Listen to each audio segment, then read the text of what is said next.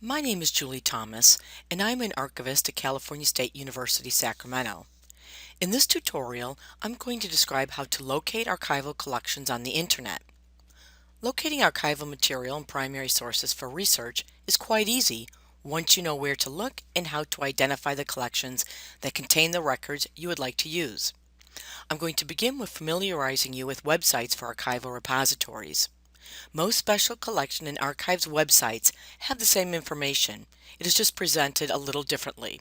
For example, some websites use tabbed frames, some utilize drop-down menus, and others require you to click through layers to find relevant information.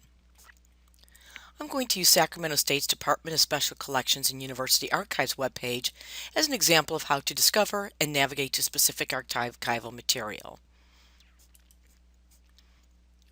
When arriving at the landing page, you will see links that are common in most archives websites. The About Us page contains information such as the archive's collecting scope, the rules and policies, access information and fees, hours, the location of the repository, and how to contact us. Other links will take you to a page that lists digitized collections, and these are direct links to descriptions of flagship collections, such as the award-winning Japanese American Archival Collection, the Magnus Hirschfeld Collection of LGBTQ material, and the Socopolis Hellenic Collection. It is also common to provide general information on performing research in archives. But the heart of the website are the portals to the archival collections themselves. Here at Sacramento State, the archives holds 4 distinct types of collections. Printed material such as rare books, posters, and illuminated manuscripts in our History of the Book collection. Manuscripts and organizational records. These are the archival collections that were donated to our repository from individuals and organizations in the community. University archives material.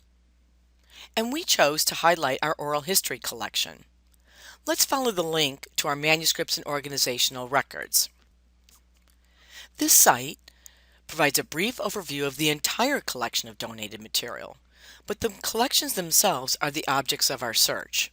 So let's click on the Collections tab. We offer 2 methods to locate archival collections, an A to Z listing and by subject. Unless you know the specific collection you are looking for, the A to Z listing isn't very useful. For example, the James Adair Papers is a meaningless title unless your research is related to music and you already know he was a prominent composer.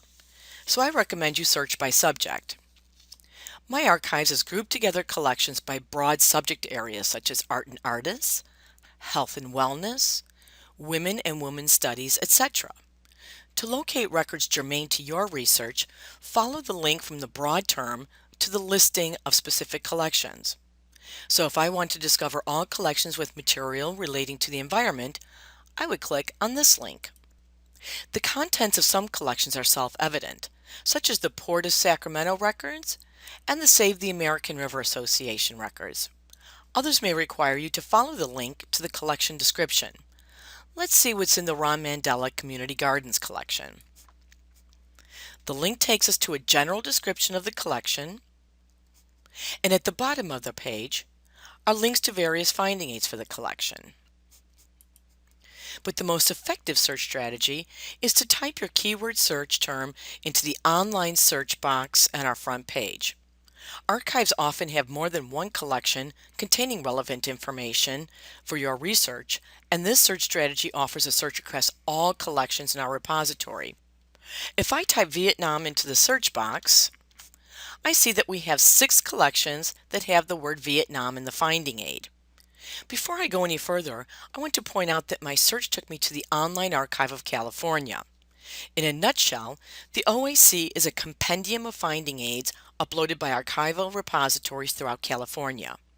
We all do so to increase accessibility to archival material by providing researchers with the one-stop shop to search across collections at all repositories. But going back to our search for primary sources relating to Vietnam, I see the Edward Britton Papers has the word Vietnam listed 14 times in the finding aid. And here are the first 3 times the words are used in the finding aid.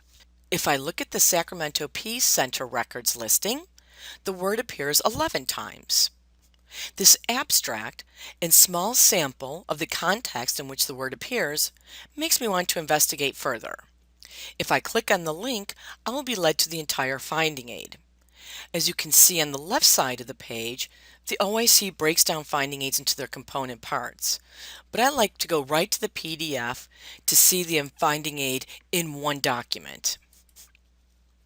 When I scroll down to the abstract, I discover that the collection consists of the administrative files, articles, correspondence, draft counseling information, etc. pertaining to the Sacramento Peace Center. This looks good to me, so I'm going to investigate even further by using the Control F shortcut that allows me to do keyword searching in the document. When I press Control plus F simultaneously, a search box appears in the upper right-hand corner and I can type in the word Vietnam. I see that it appears 10 times in the finding aid, and when I click on the down arrow, it takes me to each appearance in the document. Here I see that it appears in Box 8, Folder 10, in a folder entitled Vietnam Veterans Against the War. When I click to the next appearance, I see it appears in the next folder in Box 8. That folder is entitled Vietnam Moratorium Committee, 1969 to 1970, and you continue to go on. Now that you are familiar with how to locate material at the websites of specific archival repositories, I'm going to show you some other search strategies. I recommend starting with the bibliographies of secondary sources relating to your research topic. If you're lucky, the author will have separated primary sources from secondary sources. Alexandra Stern's Eugenic Nation has a 33-page bibliography, and she has conveniently broken it down by archives, primary sources, and secondary sources. We can see that at Sacramento State Archives, she looked at the papers of Charles M. Gady and the papers of the Academic Senate. But if the primary and secondary sources aren't split up in the bibliography, you will need to search for keywords that indicate the listing is in an archival collection, such as the word archives, papers, or special collections. And keyword searching in internet browsers is another method to locate archival material. Simply type the person, place, or subject of your research in quotes into the internet browser, followed by the word archives. Putting search terms in quotes tells the browser that the words in quotes are one search string. If I typed Vietnam Veterans Against the War and didn't use quotes, it would retrieve everything with the word Vietnam, veterans, and against. For my example, I want to locate material in the anti-war movement. I'm going to type the words anti-war movement in quotes, followed by the word archives. The first hits are the Anti-War Movement Collection at the National Archives, the UC Berkeley Library Social Activism Sound Recording Collection, and the Anti-War Publication Collections at the University of Buffalo Libraries. What's cool about this search is that the first three listings reflect three different types of archives and primary sources. The National Archives appears to have a traditional archival collection. The Berkeley collection contains sound recordings, and the Buffalo collection is comprised of publications.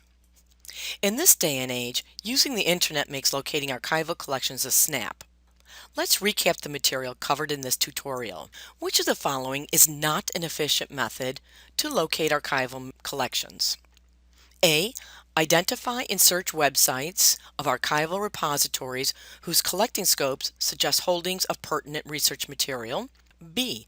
Identify archival collections in the bibliography of pertinent secondary sources. C. Type a research topic in quotes into an internet browser. Or D. Type a research topic in quotes and the word archives into an internet browser. The correct answer is C. If you only type a research topic into your internet browser without typing the word archives after it, it can result in an overwhelming number of hits, and you will have to scroll through each page to identify primary source material. Which of the following is not a method to locate archival collections on an archival repository's website? A. Click on the A to Z listings to browse the titles of every collection. B. Search for collections by subject categories. C. Follow the About Us link. Or D. Type keywords into a search box to find specific material in all relevant collections. The correct answer is C. Information in the About Us web pages has a lot of information about archival repositories in general, but they rarely contain information about the collections themselves. Which of the following best describes the Online Archive of California? A. It is a compilation of finding aids from repositories throughout California. B. It is the virtual repository of finding aids from the California State Archives. Or C. It is a listing of all repositories in California and a description of their collecting scopes. The correct answer is A. The OIC contains well over 100,000 finding aids, and repositories throughout California continue to contribute their finding aids, and it grows on a daily basis.